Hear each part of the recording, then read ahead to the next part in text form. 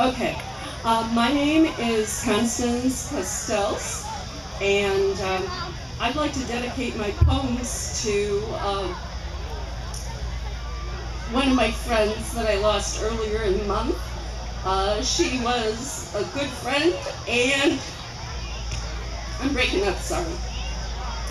And she was a writer, and she also was crazy about studying history of Pontiac. Her name was Marilyn Fitzsimmons. Also this week, I lost a friend in Peg Spalding, who was also a really good writer, and also a crazy about Pontiac history too. So this is to you girls who I know have the best seat in town. So let me compose myself a minute. All right. The poem I'm going to read right now is about, I'm going to step back a little. Can you still hear me? Yeah. The poem I'm going to read right now is a poem about coming to Pontiac. I came to Pontiac the day after I got married, and my husband Chuck and I have been married for 32 years. So this is Pontiac as of 1980, and what I found, because basically we spent our honeymoon in Pontiac. Okay. Honeymoon in Pontiac. I moved to Pontiac the day after our wedding. Coming to our honeymoon cottage, we're still there. That day, we packed up our separate lives into a caravan with friends and family helping. We loaded the cars and vans and U-Haul truck from several locations, packing each one as tightly as possible. My mother-in-law, wearing her wedding corsage, said, "What a way to spend Mother's Day."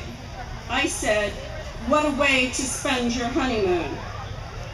She smiled and said, "You win."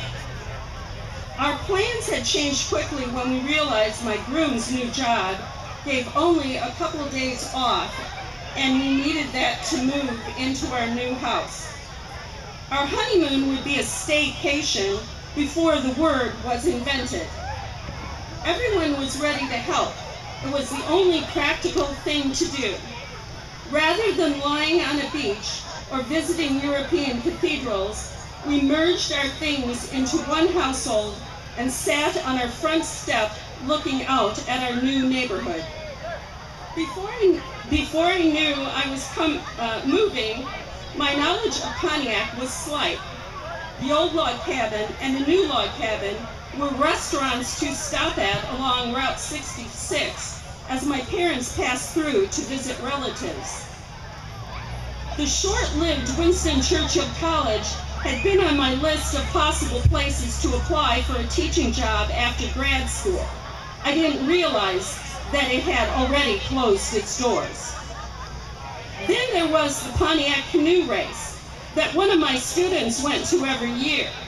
It was along the Vermilion River, one of only a few rivers that flows from the equator, he informed me. When I realized my honeymoon dreams of crossing a rope bridge in Africa were gone, my fiancé told me, "But I did get you swinging bridges," and there they were, 3 of them. My visits to town let me see I would have a Disneyland Main Street with Pontiac's dramatic courthouse square. Our honeymoon lasted all summer as we explored our new town and our new life together. A walk through Murphy's was like shopping at an old 5 and dime with its wooden floor and tin ceiling. But then, in Pontiac, tin ceilings were everywhere. I loved the bookstore with a mezzanine of art supplies, 2 of my favorite stores in one. Both jewelry stores sold candy, an interesting and welcome combination. For some reason, as I passed the 200 block of West Madison, I frequently thought of the movie Time Machine.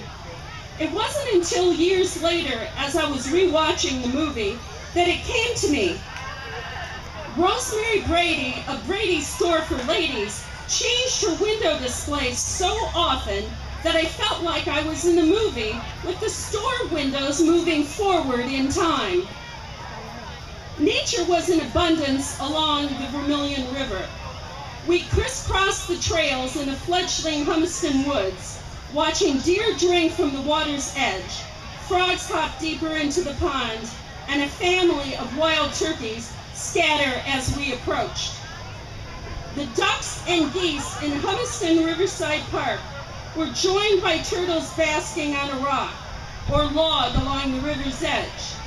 Sometimes a blue heron would stand at attention in the area between the Mill Street Bridge and the swinging bridge nearby. Its descendants still frequent the place.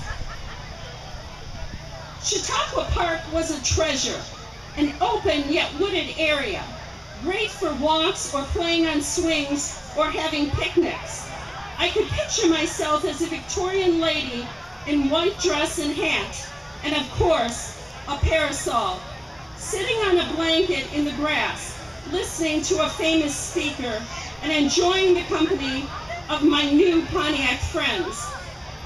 But in the current version, I was able to enjoy theater with the Vermilion Players in their outdoor pavilion, attend fairs and flea markets in the park, and swim in the magnificent above-ground pool.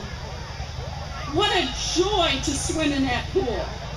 You were up in the sky as if swimming in a treehouse, but watching at sunset in that treehouse was an experience like no other.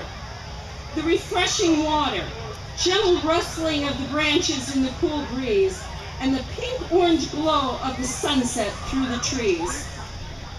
That summer, we often went to the edge of town to watch the sunsets.